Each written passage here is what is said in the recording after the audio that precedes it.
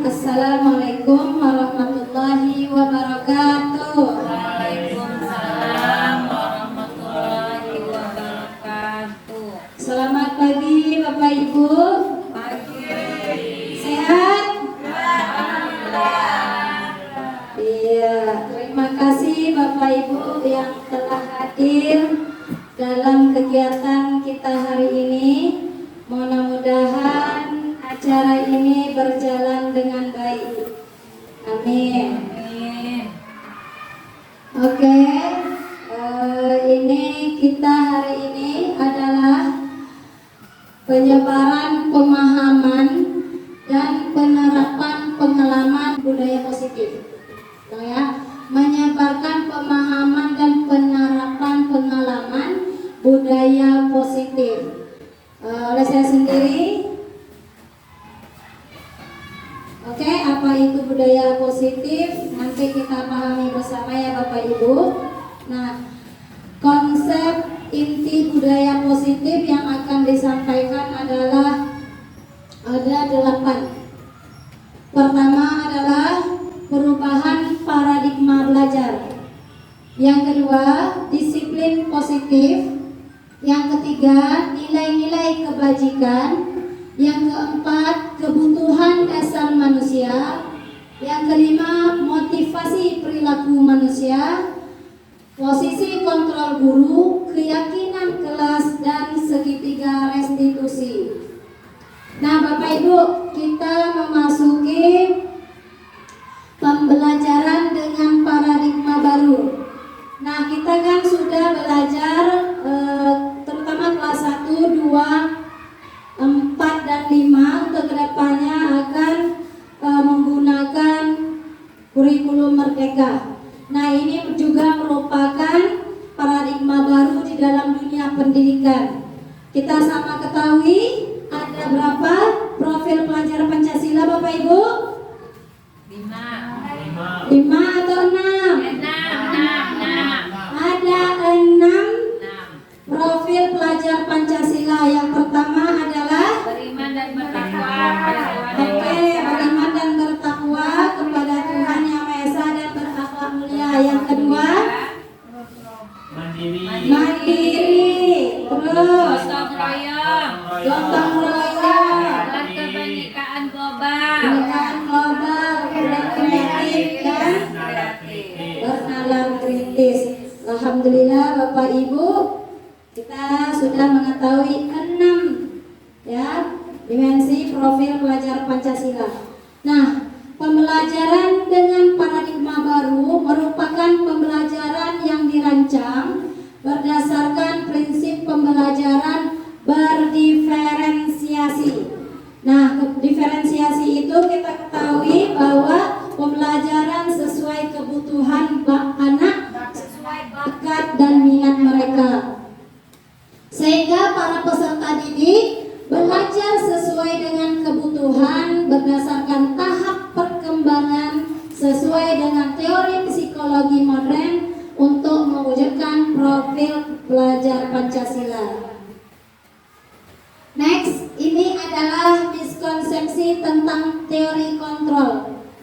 Ini ilustrinya seorang guru ya memegang kunci untuk muridnya.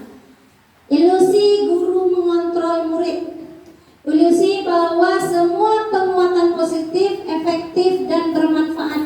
Kita merasa yang kita itu sebagai kuncinya, kita merasa kita nih sudah mengarah anak gitu kan, tetapi dengan unsur mereka itu kita paksa sesuai keinginan kita. Itu adalah miskonsepsi. Kemudian ilusi bahwa kritik dan membuat rasa bersalah mampu menguatkan karakter. Nanti seperti apa sih contoh kita buat anak itu merasa bersalah, ternyata itu tidak baik Bapak Ibu. Ada nanti 5 posisi kontrolnya. Jadi kita misalnya selalu bilang gini, kamu nih ngapalah, nanti dimarah kepala sekolah. Itu menanamkan anak merasa bersalah. Kamu nih kenapa seperti itu? Ibu udah capek mengajar kamu. Itu juga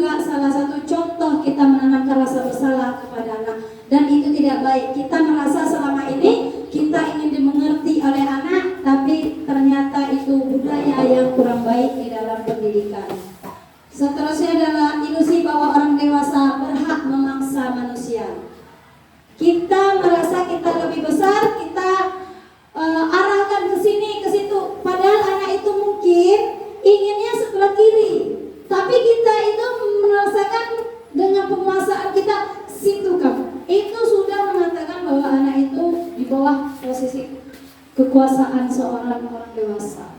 Yaitu miskonsepsi, bukan itu kontrolnya ya.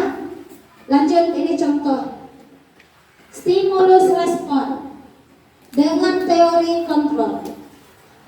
Kalau stimulus respon itu kita tuh sama kebutuhannya. Tapi kalau kita kontrol teori kontrolnya, sebenarnya yang sebaiknya di teori kontrol ya Bapak Ibu. Nah, itu stimulus responnya. Kalau biasanya selama ini anak Ibu ini tugas sama semuanya. Kalau untuk kedepannya harapan kita adalah kita berada di teori kontrol. Kita realitas kebutuhan kita berbeda. Bapak kebutuhannya beda nggak sama saya? Beda. Bapak juga kesukaannya beda daripada saya. Tapi seorang guru selama ini sama semuanya, mengatakan bahwa kita anak-anak itu sama keinginan, sama kebutuhan. Itu yang tidak baik untuk kita. Kemudian semua orang melihat hal yang sama. Kalau di teori kontrol setiap orang memiliki gambaran berbeda. Itu misalnya beda pendapat. Wajar kita di dalam kehidupan kita juga berbeda pendapat ya Bapak Ibu. Nah, jadi di dalam diskusi juga kita ada beda pendapat ya. Jadi kita hargai perbedaan pendapat itu. Kemudian kita mencoba mengubah, kita lihat stimulus respon yang ketiga. Kita mencoba mengubah orang agar berpandangan sama dengan kita. Lanjut. Kita perhatikan stimulus perilaku yang keempat. Perilaku buruk dilihat sebagai suatu kesalahan. Tapi di teori kontrol semua perilaku memiliki tujuan. Mereka tuh memiliki alasan kenapa mereka melakukan hal itu. Jadi, bolehkah kita salahkan mereka? Sebaiknya kita tanyakan dulu apa alasan mereka melakukan seperti itu. Kemudian ada juga di stimulus responnya yang kelima, orang lain bisa mengontrol saya. Hanya Anda yang bisa mengontrol diri Anda. Intinya, walaupun apapun oleh atasan meminta kita, itu pasti ada keinginan kita saja yang akan mengerjakannya. Contohnya gini, hari ini kumpulkan soal. Kalau kita cuek saja, nggak akan terjadi kan? Kecuali kita sendirilah yang memotivasi diri kita untuk berubah. Sama dengan anak kita begini. Kalau dia juga enggak dari dirinya, dia tidak akan pernah berubah. Jadi kita bangun kesadaran dari dirinya sendiri. Jadi kita itu hanya menuntun dan mengarahkan. Merekalah yang akan mengubah diri mereka sendiri. Jadi mereka punya posisi kontrolnya, bukan guru sebenarnya. Terus saya bisa mengontrol orang lain, itu stimulus respon. Yang ini Anda tidak bisa mengontrol orang lain. Iya, sebenarnya kita hanya menyarankan saja. Karena unsurnya itu memang harus dari dirinya sendiri, kecuali ada pemaksaan. Lanjut, pemaksaan ada pada saat bujukan gagal. Jadi kalau gagal meminta anak kita paksa, itu sebenarnya tidak baik. Kita paksa dia dipujuk seperti ini, nggak mau juga dikasih hadiah, nggak mau juga. Akhirnya apa? Unsur paksaan. Nah, itu sebaiknya diubah menjadi kolaborasi dan konsensus, menciptakan pilihan-pilihan baru. Dia itu maunya apa? Kasih pilihan. Kemudian model berpikir menang atau kalah. Kalau kita selama ini kompetisi, menang seperti ini, kalah seperti ini. Ubah menjadi model berpikir menang-menang. Jadi semua anak itu kita posisikan menang-menang. Anak ibu coba tadi itu lebih cepat. Tidak ada menang, tidak ada kalah. Yang penting maju. Nah, seperti itu. Akhirnya semangat. Bagi yang pernah merasa kalah, biasanya agak sedikit down. Gitu. Oh, saya bisa. Ayo coba lagi. Ternyata itu membangun anak ya. Inilah contoh mengubah paradigma stimulus respon kita ke pendidikan pendekatan teori kontrol. Nah, ini disebut disiplin positif. Disiplin berasal dari bahasa Latin discere yang berarti belajar. Dari kata ini timbul kata disiplina yang berarti pengajaran atau pelatihan. Disiplin pada diri sendiri yang memiliki tanggung jawab terhadap apa yang dilakukannya berdasarkan nilai-nilai yang dipakai. Jadi disiplin, ini disiplin diri ya. Disiplin positif, apa itu disiplin positif? Adalah pendekatan yang berfokus pada pengembangan karakter dan keterampilan hidup jangka panjang. Jadi disiplin itu apabila sudah diterapkan maka bermanfaat untuk jangka panjang. Berbeda dengan disiplin tradisional yang menekankan kepatuhan dan hukuman. Selama ini patuh hukum itu yang kita jalankan. Disiplin positif justru mendorong anak untuk bertanggung jawab atas perilaku mereka sendiri tanpa hadiah, tanpa penghargaan, atau tanpa hukuman.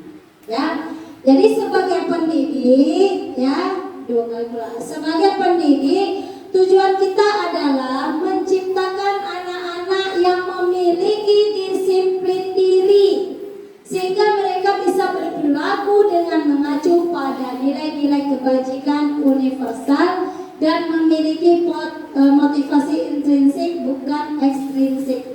Kebajikan sifat jika misalnya nilai kebajikan itu hal-hal yang baik. Contoh ada toleransinya, ada sikap tanggung jawabnya, mandirinya, itu yang perlu kita tanamkan.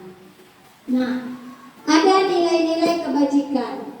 Nilai-nilai kebajikan yang disepakati bersama lepas dari suku bangsa, agama, bahasa maupun latar belakangnya. Jadi kita menilai anak itu jangan ada perbedaan dari mana sukunya, agamanya apa, kemudian bahasanya apa. Itu jangan jadikan itu picu untuk membandingkan. Tidak ada, kita berarti adalah sama. Jadi disepakati. Ini ada 3 cara, yaitu melalui profil pelajar Pancasila. Kita harus yakini dan kita laksanakan. Beriman, bertakwa kepada Tuhan Esa, akhlak mulia, kebenaran global, ini mengacu ke sini. Kemudian apa nilai kebajikan lain? Seperti Ibu Premier ini ada toleransi, hormat, mandiri, empati, kreatif, tanggung jawab, dan persahabatan. Kemudian kita apa yang kita harapkan dari keterampilan hidupnya?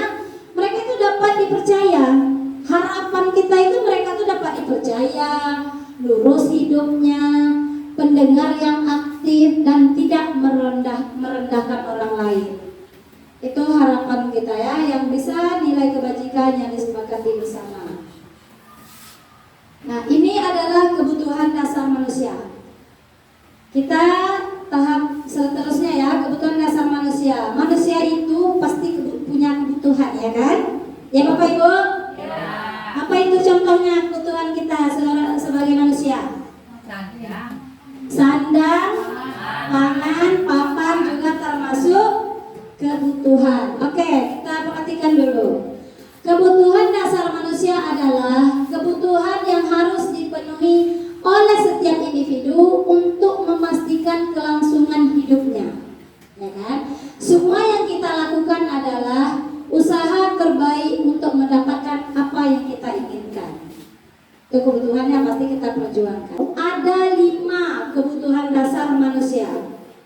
Pertama adalah bertahan hidup. Ya, kita butuh bertahan hidup ya. Misalnya bersifat fisiologis, misalnya itu kesehatan, butuh ya kan?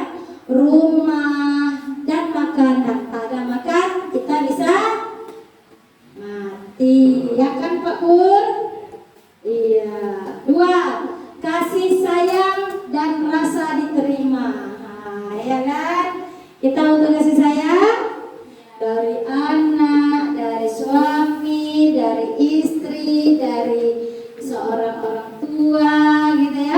Bapak Ibu guru di sekolah, ingin kita dipenuhi kasih sayangnya dan ingin rasanya kita tuh ada keberadaan kita itu dirasa diterima. Ada terkadang anak itu kehadirannya tuh buat kita apa?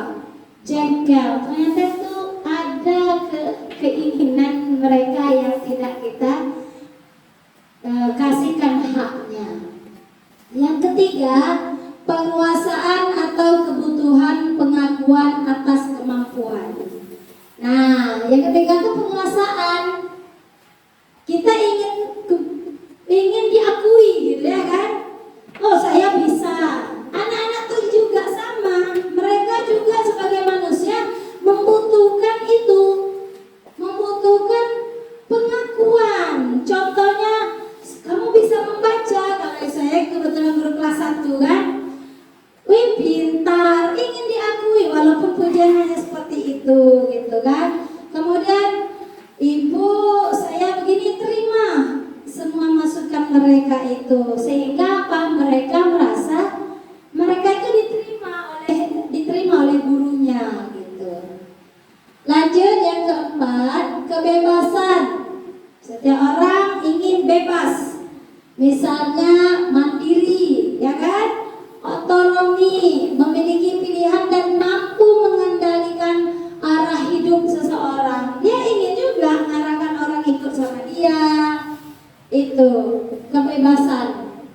Yang kelima adalah kesenangan, yaitu kebutuhan untuk mencari kesenangan, bermain dan tertawa. Ya, ekspresi senang apa? Tersenyum, ya kan? Ada apa kayak gini kan Bu Putri, kalau senang, kamu senang nak? Iya Bu. Seperti ini, tidak ya kan? Jadi kalau senang apa? Wajahnya, iya ceria, semeringan. Kemudian anak-anak dunianya senang main. Ya kasihkan sekali-kali dan permainan itu permainan agar mereka senang dan tertawa. Nah, ekspresi orang apakah sedih itu bisa tertawa? Tidak, biasanya pasti karena senang. Identiknya ya. Nah, kita lanjut untuk seterusnya, motivasi perilaku manusia. Perilaku manusia itu punya motivasi. Jadi kita tuh, perilaku kita tuh pasti ada yang motivasi. Pertama adalah untuk menghindari ketidaknyamanan atau hukuman.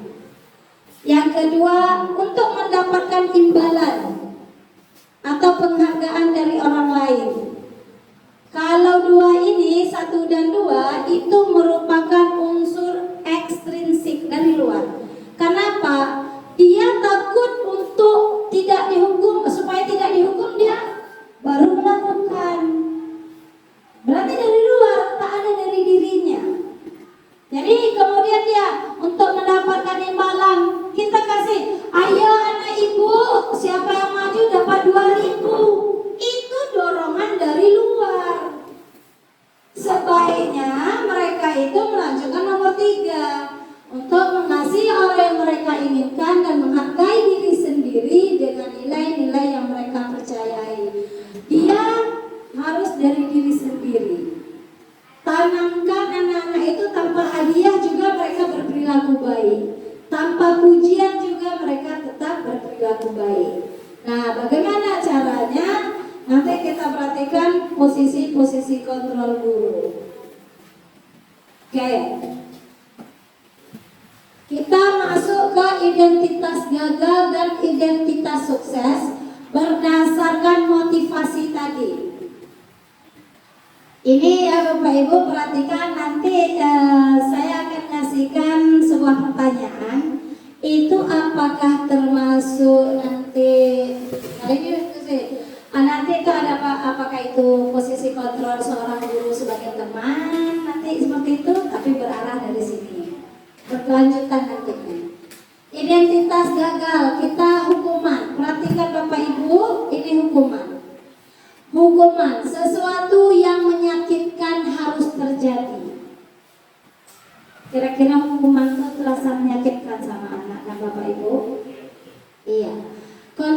konsekuensinya sesuatu harus terjadi. Yang ketiga, restitusi merupakan pilihan. Nanti kita akan mempelajari bahwa identitas sukses sebenarnya adalah pada restitusi. Ada 3 cara kita menangani anak yang bermasalah. Ini hati-hati Bapak Ibu, bahwa yang kita lakukan terkadang hukuman. Pertama, sesuatu yang menyakitkan harus terjadi, tidak nyaman untuk murid atau anak untuk jangka waktu panjang. Mohon maaf, kadang ada anak itu yang berdendam sama kita sampai mereka besar, sampai mereka akan kembali bertemu sama kita saat dewasanya. Mereka akan mengungkapkan, saya waktu itu tidak suka ibu karena ini. Berarti, ataupun saya suka ibu karena ini. Berarti kan jangka panjang mereka tetap mengingat apa yang kita lakukan. Kemudian korban mendapatkan keadilan. Ini hukuman.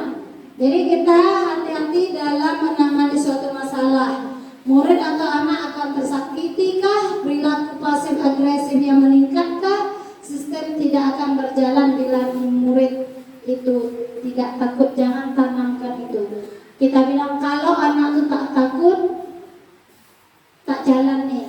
Gitu. Kalau anak itu kita tidak tekan, tak jalan nih. Ternyata itu hukuman. Oke, lanjut. Oke, ini 5 posisi kontrol. Nah, di manakah kita Bapak Ibu rasa-rasanya di sini? Pertama ini penghukum. Ada 5 kita ini sebagai guru. Saya jujur, di antaranya banyak saya lakukan. Misalnya penghukum. Tapi ini ya kita nggak terlalu seperti itu. Tapi ternyata yang kita lakukan itu penghukum. Pertama penghukum. Kedua adalah membuat merasa bersalah. Ketiga sebagai teman. Keempat sebagai pemantau. Yang kelima adalah sebagai manajer. Oke, contohnya pahami, nanti ada kuisnya loh. Contoh penerapan 5 posisi kontrol. Kasusnya, ini sering terjadi nih kasusnya di kalangan kita di kelas. Siswa tidak membuat tugas yang telah diberikan. Nih, baik itu PR, baik itu latihan di kelas, tak siap, itu banyak kendalanya. Kita bilanglah, kamu tak selesai. Hormat bendera sana.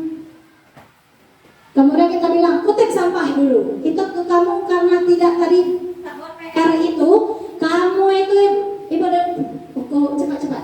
Ambil sampah 5. Walaupun kegiatan yang kita lakukan itu positif, tetapi karena ada isu sebelumnya adalah karena dia tidak membuat tugas, maka itu dikategorikan sebagai penghukum. Yang kedua, pembuat rasa bersalah. Kita tanam kepada anak. Berapa kali sudah ibu bapak? Nah, ini kalau bapak atau ibu ya. Berapa kali lah ibu udah beritahu kamu. Kamu selalu kecewakan ibu. Kamu terus juga yang salah. Ibu jadi malu. Nah gitu. Lihat guru-guru lain. Perhatikan kamu terus. Kamu terus. Itu membuat anak itu merasa bersalah. Itu udah ditanam bahwa mereka tuh terus bersalah sampai ke seterusnya. Nah, bagaimana dengan ini? Tadi kan ada 5. Pertama, penghukum. 2, pembuat rasa bersalah. Yang ketiga, sebagai teman. Rasanya nih, pernah sih kita di sini ternyata ini juga belum kategori baik Bapak Ibu, menganggap anak itu teman. Ini ya, kita merasa kita menghargai mereka tuh rasanya tuh sudah, oh ini saya sudah posisi yang bagus gitu ya. Contoh ya, ayolah nak kerjakan, ikutilah aturan sekolah. Ya sudah, hari ini nggak apa-apa, ya kan? Kita kan merasa teman nih. Ya udah nak, hari ini tak apa-apa, besok tidak lagi ya. Itulah bahasa kita yang sering kita ucapkan kan. Tapi untuk kedepannya tak boleh lagi ya nak. Itu memang kita merasa mereka tuh jadi teman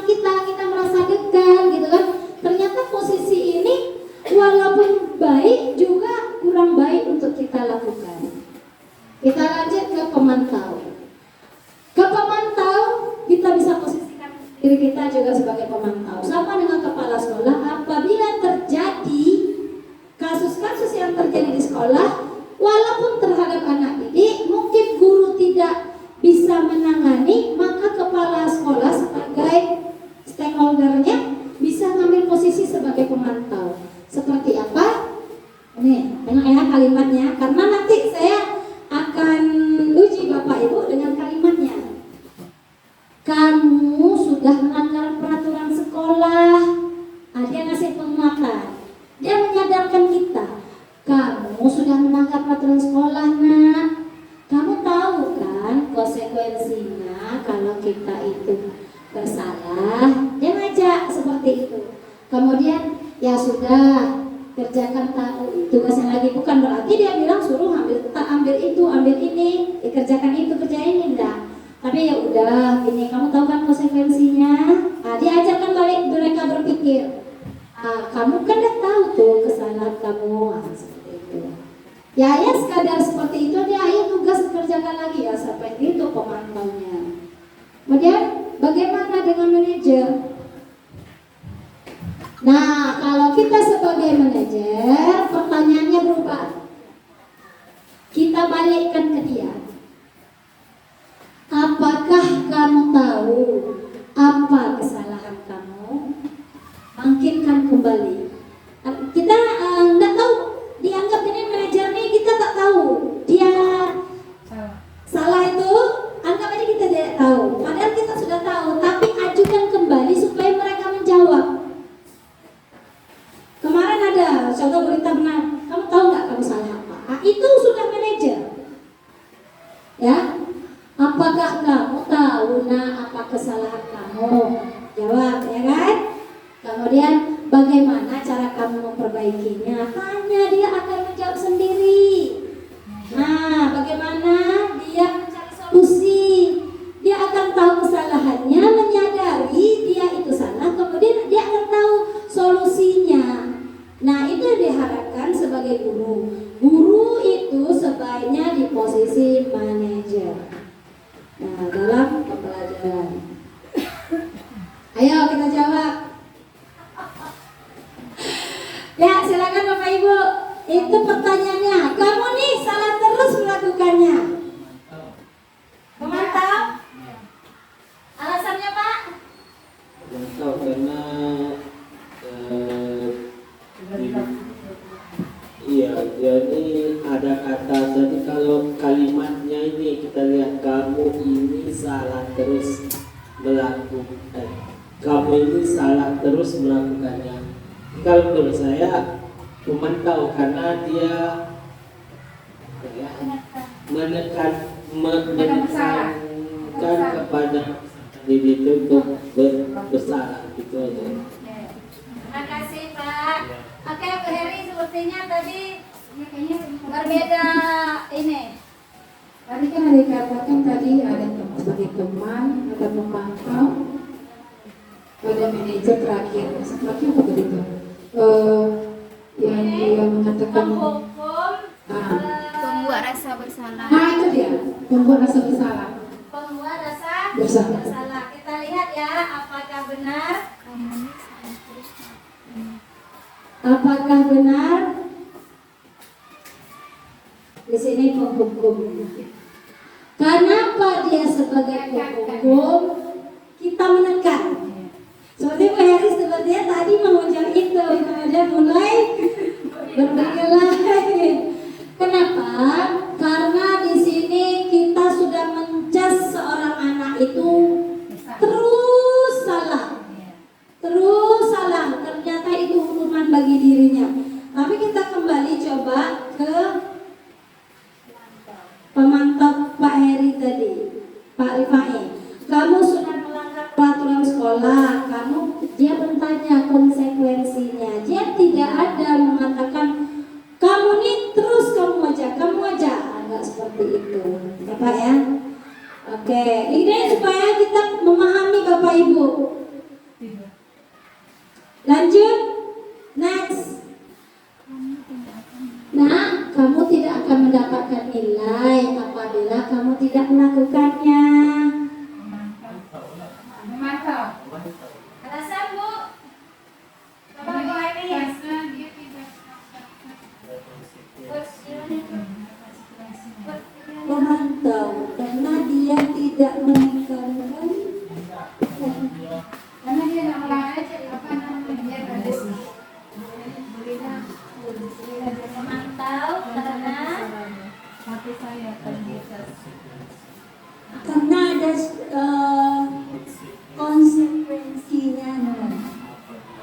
apabila kamu tidak melakukannya, maka ada jalan keluarnya yang kita berikan. Terima kasih. Ya, tepuk tangan untuk Lenis. Ya, Pak Pur. Pak Pur mau jawab. Ya, kalau saya ya, ini membuat rasa bersalah pada anak, ya kan? Karena dia merasa bersalah karena nanti dia tidak dapat nilai. Karena dia bersalah ini menjadi apa? Sebagai apa namanya? Tertekan, psikisnya itu tertekan, sehingga kadang-kadang mau muncul inspirasi dalam belajar kita muncul lagi. Oke, terima kasih Pak. Yuk, tepuk tangan dulu untuk Bapak Ibu. Oke, bagus. Sebenarnya, iya Bu. Kalau saya dulu itu dalam kategori penghukum. Oke. Kalau menurut saya di situ guru termasuk dalam kategori penghukum. Karena sudah langsung disampaikan konsekuensi jika dia tidak mengerjakannya ya tidak dapat nilai. Berarti konsekuensinya tidak dapat nilai. Oke. Berarti penghukum. Oke. Terima kasih, aplausan lagi. Makanya sebaik-baik guru adalah di manajer. Kalau ini sesuai teori kontrolnya ini disebut pemantau. Kita perhatikan pemantau sebelumnya. Kamu sudah melanggar peraturan sekolah. Berarti dia menanamkan di sini, dia nganjurkan kerjakan lagi. Agak rancu ya. Nah, karena ini dari teori kontrolnya mengatakan dia pemantau. Kamu tidak akan dapat nilainya apabila kamu tidak lakukannya. Ambil. Hah? Iya, menulis pun, tulis kata sekian juga termasuk penghukum. Makanya sebaiknya kita ada feedback kepada anak, sadarkan dia dengan kesalahannya, kemudian minta dia untuk melakukan seperti itu. Intinya kita mengajarkan kepada anak-anak bahwa bagaimana cara kita supaya mengolah munculnya kesadaran dalam Betul, intrinsik dari dalam dirinya. Itulah tugas kita sebagai guru, membangkitkan kesadaran diri sendiri untuk bertanggung jawab dan mandiri. Nah, itulah konsepnya. Nah, kita lanjut ke keyakinan kelas. Pembentukan keyakinan kelas. Bapak Ibu sudah melakukan keyakinan kelas atau kesepakatan kelas? Sudah. Biasanya banyak atau sedikit? Banyak. Berapa banyak? Burita 6. Pak F 6 atau 7? Bu Heri 7. Contoh keyakinan kelas yang dibuat apa Bu? Misalnya tidak boleh tentang tempat masuk sekolah. Ada tidak boleh Bu? Tidak boleh. Terlambat masuk sekolah. Tidak boleh terlambat. Terus? Tidak boleh tidak mengerjakan PR. Oke. Tidak membuang sampah di dalam laci. Terus? Ya, kita sepakat. Nah, kita di dalam membuat keyakinan kelas itu dilarang dengan kata tidak boleh atau dilarang. Itu tidak boleh karena kita praktikkan ke sini. Dia bersifat abstrak, kita tidak tahu kapan kita bisa laksanakan. Kemudian pernyataannya positif. Tidak boleh mengatakan tidak boleh membuang sampah di dalam laci. Itu seperti peraturan. Maka bedakan keyakinan kelas dengan peraturan. Kesepakatan kelas itu misalnya melaksanakan piket dengan baik. Nah, itu bagusnya Pak Guru. Kalau tidak boleh terlambat, piket yang dengan baik. positifnya Nah, gitu. datang tepat Misal, waktu. Nah. iya, gitu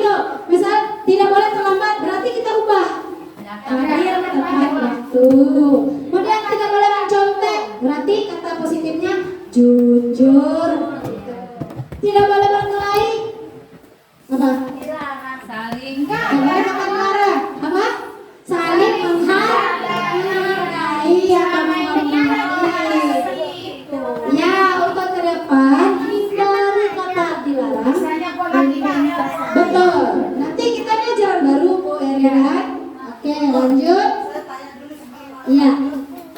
kalau dalam hal ini kita memang menyatakan sistem positif ini kita bahas dalam pemikiran kita semua memang betul. Tapi kenyataannya yang kita jalani selama ini anak-anak kita makin adatnya makin apa? Ya Bu, makanya Bu sampaikan bahwa kitalah menanamkan adat terhadap anak, artinya kita sendiri juga punya kewajiban untuk diri kita sendiri untuk berperilaku demikian. Nah, kalaupun ada anak seperti itu adalah tugas kita menuntun mereka. Jadi guru itu tidak boleh bosan. Sering dia terus gitu kan. Contohnya saya berikan, Saya. bukan menjadikan kawan sama sekali tidak. Iya. Maksudnya kalau boleh di orang ini kan tidak emosional terhadap anak, kan suaranya tidak berbeda-beda. Tapi kenyataannya yang saya pelajari selama beberapa hari ini saya berapa kali Iya. berkelasnya, anak luar biasa. Nah, Ini luar biasa. benar. Jadi bagaimana saya membuat bahasa yang lembut lagi padahal kenyataannya anak sudah luar biasa. Agak susah saya rasa. Iya benar Bu, karena itu masih unsur ekstrinsik. Dia masih hanya menghargai gurunya satu. Itu yang diberi bahaya tuh. Iya Bu. Guru dalam kelas anak bisa lari main bola. Itu. Iya, jadi sebaiknya itu kita itu tanamkan pada diri anak bahwa jangan sama Bu Nur saja, saya di kelas gitu. Anak ibu sama siapapun kalian, kita tetap hormati orang lain gitu kan. Kemudian apabila sama Bu Nur kalian duduk baik, perilaku baik, pas guru lain masuk juga kalian harus berperilaku baik. Itu terus ditanamkan kepada anak kita. Agar apa? Unsur intrinsiknya muncul bahwa siapapun yang ada di sekeliling kita hargai. Nah itu butuh proses Bu, memang bukan sekolah kita saja, di mana-mana itu problem. Ada juga anak itu apabila gurunya masuk macam mati kutu. Ya, tanpa suara. Berarti hati-hati, guru itu seperti apa di kelas? Ya kan? Akhirnya apa? Unsur ekstrinsik keterpaksaan karena ada hukuman. Biasa seperti itu. Kemudian bagaimana anak yang dia seperti ini? Ajak balik untuk saling menghormati. Intinya Bapak Ibu, saya juga, kita pengalaman guru juga, saya juga menyadari apalagi kelas 1 sekarang itu memang seperti Bu Fitri bilang mungkin sesuatu yang berbeda sekali dengan Guru Anis gitu ya. Tapi mulai belakangan ini saya coba menanam adat. Sampai saya bicara itu akan berhenti ketika mereka ribut. Mereka akan nyadari, oh ya, saya ada. Akhirnya dinyadari temannya. Diam, Bu Nur sudah diam. Ternyata ekspresi aja tanpa berkata, ternyata gitu bisa kita melihat perkembangan. Nah, berikutnya Bu, pas tadi saya kesini, kan saya ribut. Saya keluar lagi. Pas saya kembali lagi diam. Kok diam? Kenapa gak ribut? Diam, kami mau ibu masuk. Sadar bahwa mereka tuh saya keluar itu kenapa? Itu kelas 1 Pak. Jadi ternyata intinya tuh kita semua kita sama Bu. Apabila udah bertukar guru, beda gaya anak. Tapi memang harus tanamkan. Ya, Dari memang harus dimulai dari kelas 1 memang. Iya. Nah, karena kalau kita sudah di kelas tinggi kita buat seperti itu, mereka tidak paham. Ya, Tapi jadi memang kalau dari kelas 1 mereka sudah dibuat seperti itu, kita paham. ya. Karena Iya. Jadi Tapi sebenarnya jadi kalau saya panggil satu guru misalnya ini karena bajunya kurang rapi, dia jadi bawahnya apa? Begitu dalam hati, apalagi saya di sini. karena kita pengaruh lingkungan ya juga Ibu kan. Itu ya tugas kita memahami kebutuhan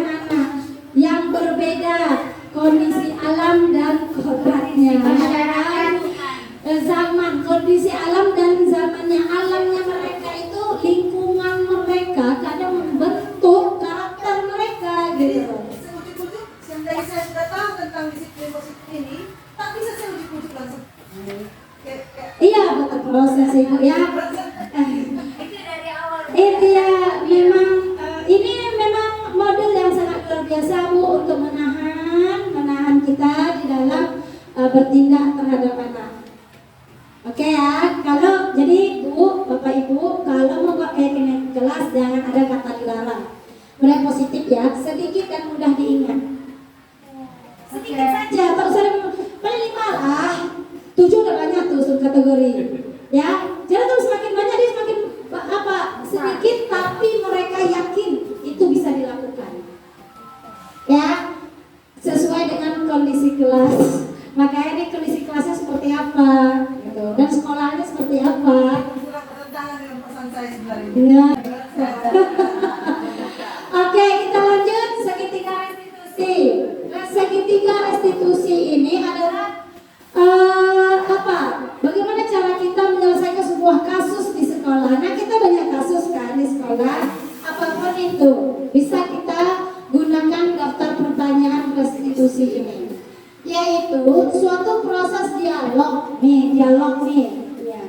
Dialog dan yang dijadikan oleh guru agar dapat menghasilkan murid yang mandiri dan bertanggung jawab. Ingat bahwa restitusi ini dialog kita sama anak untuk mereka tuh menanamkan tanggung jawab dan mandirinya. Pertama adalah nih, menstabilkan identitas. Nah, setiap orang itu pernah melakukan kesalahan, nah kita tanamkan seperti itu sehingga mereka tidak merasa minder. Tapi kita arahkan lagi, dan kamu satu-satunya bukan orang yang bersalah. Jadi jangan kamu nih kamu terus, itu berarti menengah.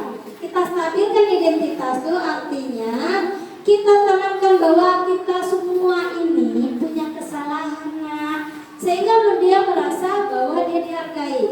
Lanjut kita validasi tindakan yang salah. Nah, kamu melakukan itu tadi pasti ada alasannya. Nah, seperti itu. Dia kita gali. Iya Bu, tadi dia duluan pukul saya Bu. Terus kamu apakan dia? Saya balas lah Bu. Pasti balasan kamu lebih keras dari teman kamu tadi kan? Iya sih Bu, dia akan nyadarkan diri sendiri gitu. Nah, adakah yang cara lebih efektif untuk mendapatkan seperti ini? Seharusnya tuh kira-kira nih kalau dia udah pukul kamu tuh, ada nggak cara yang lebih baik daripada ini? Nah, misalnya lapor ke guru Bu, bisa dia jawab sendiri. Iya, daripada kamu pukul dia, bagus kamu lapor ke ibu, ya kan? Nah, itu yang kita tanya dulu. Yang ketiga, menanyakan keyakinan. Kamu tadi itu tak mengerjakan tugas, tahu tak kamu kesalahannya apa? Nah, keyakinan kelas kita yang mana yang tak kamu lakukan? Ya kan? Jangan. Kemudian kalau kamu tadi berkelahi itu keyakinan kelas apa yang tidak kamu lakukan?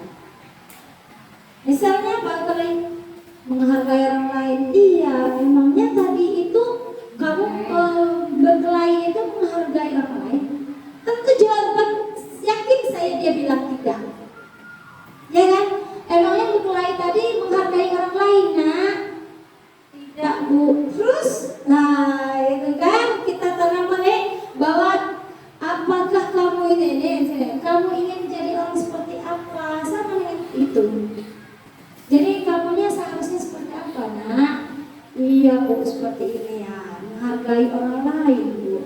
Nah, kita contoh ya, contoh penerapan segitiga restitusi.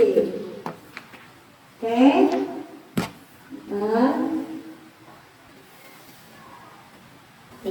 Tidak terima jika bukunya dicoret oleh teman sebantunya. Ia merasa marah sekali dan tidak bisa menahan emosi sehingga ia melempar buku temannya. Berikut adalah skenario penyelesaian masalah menggunakan segitiga restitusi. Perhatikan ya detik-detiknya.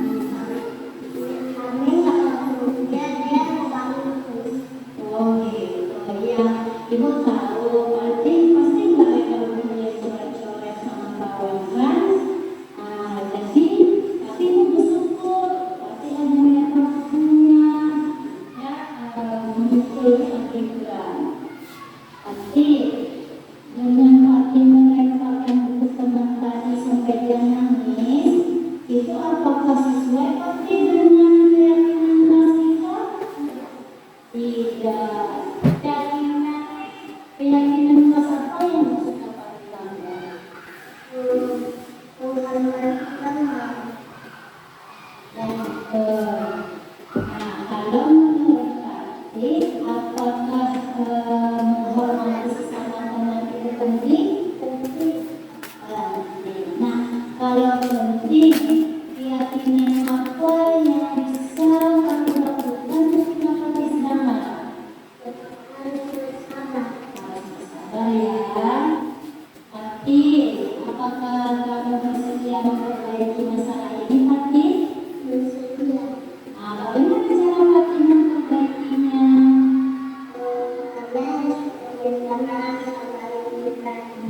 Terus, selain meminta maaf,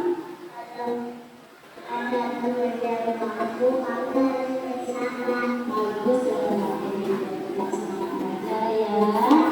Untuk kedepannya, kita menjadi anak yang lebih baik ya.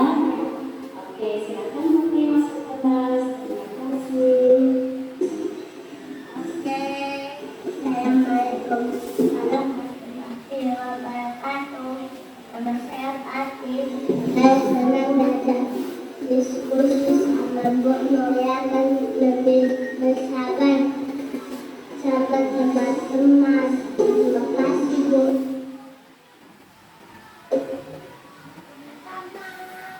Oke, itulah contohnya. Mereka kelas 1 juga lugu-lugu gitu kan. Kalau bertanya, itu karena mereka sudah tahu tentang keyakinan kelas. Karena di awal-awal pembelajaran dulu pernah membuat keyakinan kelas atau kesepakatan kelas. Oke, kita sudah berada di penutup. Oke, saya menutup nih. Dalam penerapan disiplin positif, hendaknya guru kita ini memiliki standar kepribadian. Kepribadian kita punya standar profesional dan sosial yang baik. Profesional dan sosial yang baik, di mana guru mampu merefleksikan dirinya.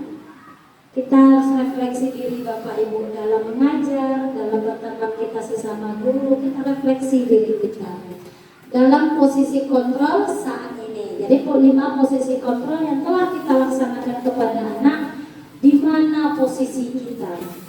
Apakah kita sebagai penghukum? Bisa jadi. Apakah kita sebagai rasa bersalah? Yang ketiga, sebagai teman, sebagai pemantau, atau pernah kita sebagai manajer. Saya yakin Bapak Ibu semuanya klub 5 itu pasti pernah melakukannya. Ya, oke, lanjut. Bagaimana perjalanan diri kita ini sebagai among, ya, sebagai contoh, sebagai teladan, atau sebagai manajer yang menuntun murid kita ini menjadi insan yang mandiri, merdeka, dan bertanggung jawab sesuai dengan standar pendidikan nasional. Oke, Bapak Ibu, itu aja dari saya. Mohon maaf zahir batin. Terima kasih sudah partisipasi pada acara ini. Kemudian mudah-mudahan kita semua dapat menerapkan, walaupun mungkin bertahap demi bertahap gitu ya. Intinya kita punya niat untuk mengubah diri kita ke arah yang lebih baik. Terima kasih. Wassalamualaikum warahmatullahi wabarakatuh. Terima kasih juga teman-teman, tambah ilmu dalam waktu yang singkat.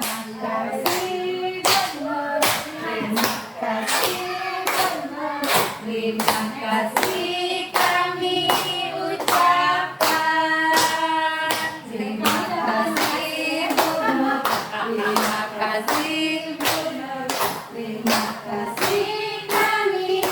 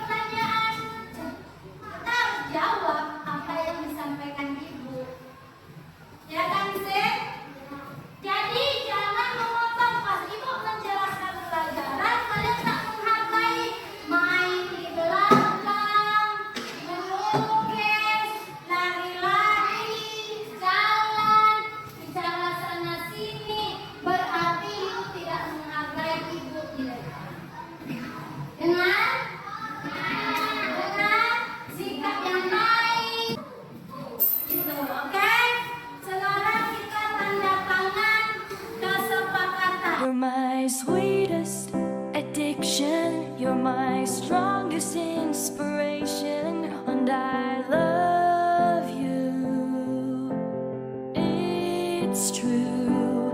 There's no mountain I could not climb as long as you are mine.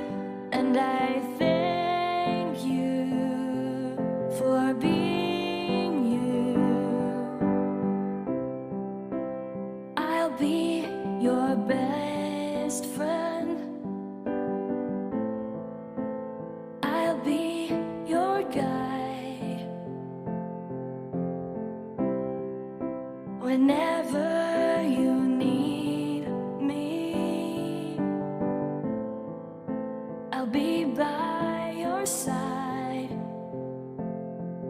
I love you more and more and more each day. I love you more and more and more than I can say. You're my sweetest addiction, you're my strongest inspiration, and I love you. It's true, there's no mountain I could not climb as long as you are mine, and I thank you for being you. Been waiting for you all my life. You are my dream come true. You're the light in the dark, unsad world of mine. I'd be lost if not for you. And I love you more and more and more each day. I love you more and more and more than I can say. You're my sweetest addiction, you're my strongest inspiration, and I love you.